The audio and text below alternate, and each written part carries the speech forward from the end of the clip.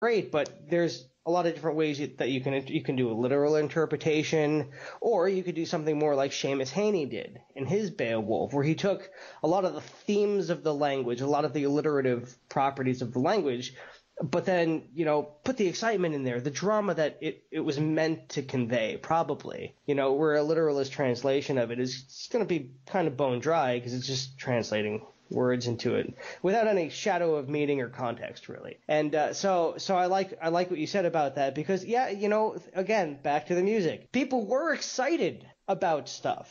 Like, I now am not going to be excited probably unless I'm at a Ren fair about, like, some lutes and flutes. Like, it sounds very pretty, but I'm not getting amped up about it. But here we are at this event. This is the sporting event of the time, or like maybe if you're Royals, there's tennis and other stuff like that happening. But these guys are just, this is a dangerous thing.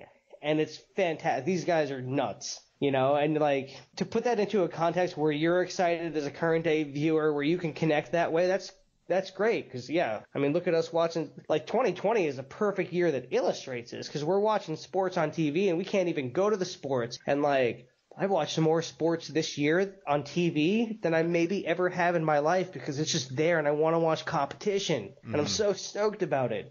I like feeling that way about this movie. It does make you feel that way. And the fact that they explain the rules so early on, they're like, here's the thing, 1 point, 2 points, 3 points. Yeah. That's it.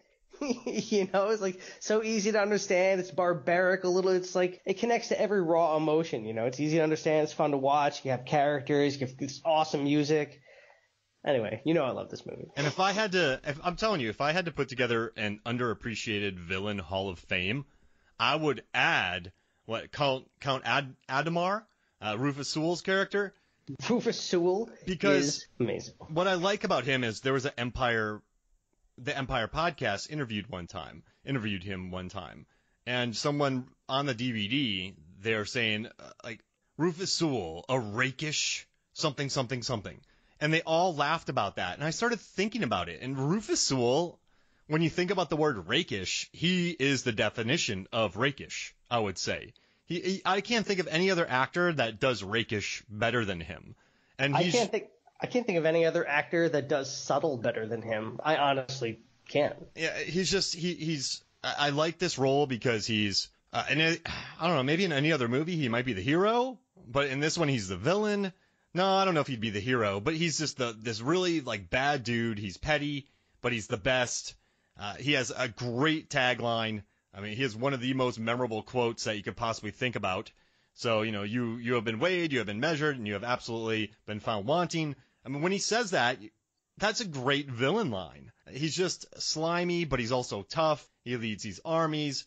And I don't know, there's something about him that makes it's just a great villain. So let me ask you a question then about this, because I was thinking this recently. Count Adhemar and Prince Andrew, whose name I can never remember, is like Richard Purejoy. James Purefoy. Purefoy, right? I worked with him on The Following. I'm on screen with him in The Following. I had to wrestle with him. Fisherman's Friends is one of my favorite movies because nice. I love Shanties, and it was to see. He's a great guy. He just has this confidence about him, this quiet awesomeness. I just love him. I was thinking today, what would happen if you switched those roles? What if he was Count Adhemar and Rufus Sewell was the prince? I could see that. I could actually see both of those actors pulling that off. And it just made me wonder what would have happened if that happened. It's crazy. Man, they could do it, but I guess I just see, like I'm going back to this, the rakishness, the mansplaining, the haughtiness of Sewell. He pulls that off a little bit better than Purefoy. Purefoy has this kind of if James Bond became a criminal type vibe. So like a Jason Stathamness. Yeah, he's a badass when he gets on screen. You can see that, and he's been excellent in other films. But just the way that Rufus Sewell can be rakish, and just sort of pompous. I can see it. Listen, they would be good for sure. But for me, I think he fully inhabits his character. And also, I mean, Purefoy, for his 3 minutes on screen in this movie, he makes them matter. I mean, there's very few characters. He legitimizes William. Like, his whole point for such short a time is like, what does he do? He's like, oh, I'll have a draw here. You've given me my honor. Then it's like, we're going to surrender. And he's like, I'm a fighter. And then, they go at it to like, it's just, yeah. Yeah, no. I agree. I agree with you, but it does make for a nice little like Infinity War alternate reality. Like, what would happen if Iron Man was Cap and Cap was Iron Man? Oh. Yeah. No, I mean, shoot, give me another movie like this. I'll take it. Give me a director's cut. Flip it around. But now, I guess another part of this movie I think that works is just I like that the underdog story is over pretty quick. I like that.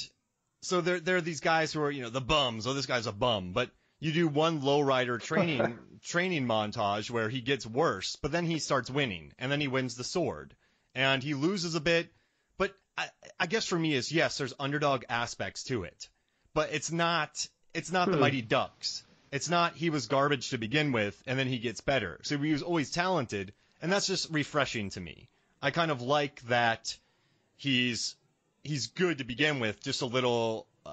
He's just a little unseasoned, I guess. And then once a couple good training montages happen, he becomes this amazing knight. So I kind of dig that about it, that there is no, I don't know, I just like that. I think that's rare in film, too. So I dig it. I really like that. I think you're speaking to something culturally that's been happening almost, though, really. Because I feel it, too. It's very refreshing to see somebody who's like, there's nothing weighing me down. I have no past anchors here. Every day is new, and I'm just going to get better, and I'm going to do my best, and that's just it. There is no like half the movie of like, I'm going to get into fighting, guys, and then like you get beat down a couple times, and then you get back up off the mat, and then you do the training montage. And South Park made that point, right? Yeah. The montage. Yeah. It's got to be in there. So like I've been reading this. This is for work. We have a book club, like Can't Hurt Me by David Goggins. But like a lot of this book is like, you can do better. It's all mental, like he does incredible stuff in this book, and it's like, but it's nice to see a movie like that where it doesn't have to be like, it's perceived like this guy didn't have a good life. His dad gave him away to a lord, and I like how they treated that moment, by the way. It wasn't like, bye, son, this is your new dad. It was like, hey, you're going on this journey with this guy, and you're going to become a stronger person. We're going to say goodbye for now. And that's actually a refreshingly sensitive way to deal with something that probably was pretty traumatic, when life expectancy wasn't exceptionally good at the time. He wanted to improve his stars, right? Didn't he say that? Something about the star? Change your stars. Yeah, change your stars. Yes. Oh my God! And I apologize to all the listeners for whatever accent that tried to be. It was terrible. and I also like that the drama doesn't last too long. So I like that he doesn't become too famous and turn on his friends. I like that he's briefly snooty to Jocelyn, which is annoying. Oh, the flower part. That kills me every time. Pisses me off. But then they talk, and you know what I like about that scene in the church? It's a one take, 3-minute scene, but they had no time. So the production company said, listen, we're out of here. And so they didn't have enough time to get the coverage of their long conversation. So that's why they shot it far away as a oneer, because they saved $145,000 by shooting it in a oneer. So this whole time I'm like, is Mark going to ask me what my favorite scene in the whole movie is? It's the wide shot in the church. Yeah, and they did that to save money. It's a beautiful scene. Mm-hmm. It's an absolutely beautiful scene. It gives scope to something that seems tight most of the time. And it kind of lets you breathe there for a second. And it tells a different story for a moment, not just, lances. And I love that scene. That's amazing to hear that. Yeah, they did it to save money. Serendipitous, man. And so I think Orson Welles says it best. He talks about happy accidents on film sets. Now, I think when your budget is very limited, you don't have much time for happy accidents because but I do think out of necessity they had to shoot that scene. And of course they did the close-ups when they talked about love. You have to have love in a close-up. But I dig that she tells him, if you love me, you'll lose. He starts losing. 3 minutes later, she says win, and then he wins. So that's over right there. That's done. And eventually when they find out that he's not Erlich von Lichtenstein. Erlich von Lichtenstein. Oh, I love it.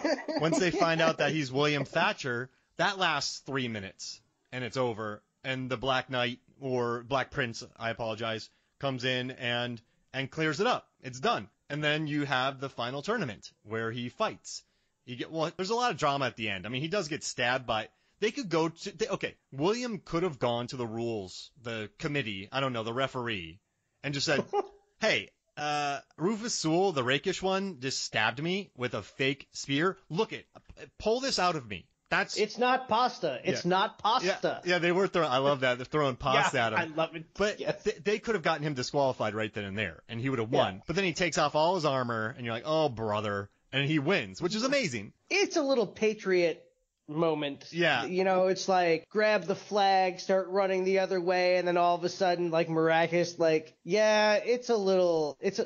also Heath Ledger was in that movie too, so maybe there's like. Well, he didn't get burned alive in this one, so that's good. Oh my God. But, he didn't get burned alive in that one. He was stabbed in the alternate checking to see if somebody's dead moment, and then and then of course his dad comes like 2 minutes later. It's like, no, anyway. I thought he got burnt to death. Oh, who got burnt to death in that movie? That was his wife and his in-law family. Okay. Oh, jeez Louise. Oh, man. Jason Isaac was the bad guy in that. Yeah, but it's just, I like how I really get tired of, I'm too famous now. I don't like my old friends. And then you go back to your old friends. And this movie lacked a lot of that drama, but it's still over 2 hours, but there's plenty of drama there. So let me ask you a question though, because everything does seem very self-contained. Nothing takes too long, but at about an hour and 20 minutes, I'm like, what is there an hour left of here? And like, there's some padding going on, and I can't figure out where it is because I generally enjoy the movie, but I don't really feel like it needs to be over 2 hours. This is why a writer directed it and wrote it. That's why. It's gonna be. Look at his other movies, man. Mystic River. This dude writes some long movies. So, Postman, come on. No. Now, speaking Man on of, Fire. That's long. He likes the environment. He likes creating the world, and he wants you to be there. And I get it. Okay, now Mystic River. I loved that movie. It is very long, but I liked that world. It was very interesting, And The Postman, say what you want about it. It was a different world. It was a place to be. But Man on Fire is, wow. Now, some of the stuff that happened in that movie, I was like, I have not seen a movie like this. This is great. Oh, so, yeah. He was on fire when he did that. Man, it really, and you know what? I got that in a, what was it? Hollywood Video. I was like, what was the place that used to compete with Blockbuster? I was in Gainesville, and they had like a 5 for $20 VHS sale, and I used to love those. Yeah. I know, dude. My VHS collection was just nuts. Cause I'm gonna buy 5 videos for $20, dude. So I just kept buying videos. I had way too many. Oh my gosh. Oh. There was. I still have some in the plastic. I never even opened. Princess Mononoke is still in the plastic. Nice. I've seen it a bunch of times, but I still have the VHS wrapped up. I gotta hold on to that. Yeah, it's probably a good one. I have the original Star Wars on VHS. Oh, get out of town! My Mononoke can't hold a candle to that. That's awesome. Right. But another thing I want to say before we go to break, the second unit director, Alan Graff, I liked watching him a lot in the extras. So there's really excellent extras. So I bought the Blu-ray, nothing on it.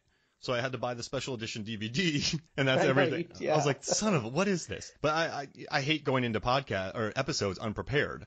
And I just what I really liked about this movie is that you hadn't really seen jousting like this before. There had been jousting, but I dug all the different angles that they took to get this. They had the dolly shots. They had a guy on a wire swinging across to get the shots. You had just all the rigs going on, different angles, because you can't just hit a guy the same way each time. You have to differentiate it a little bit when you have that much action. So if you think about different fight scenes in movies like Mortal Kombat or Warrior or movies with excessive fights, they all have to have a different and fun narrative. And so you have a lot of different explosions in this, different angles, and I liked it. But I looked up Alan Graff, and this is what I thought was most funny and funny or interesting, and this is why I think this movie's good. He did The Replacements, Second Unit. So Second Unit, do you know what a second unit is, James? In terms of what? A film. Do you know what second units are on film sets? No, actually. Oh, yeah. So second units. So let's say, James, you're directing a movie called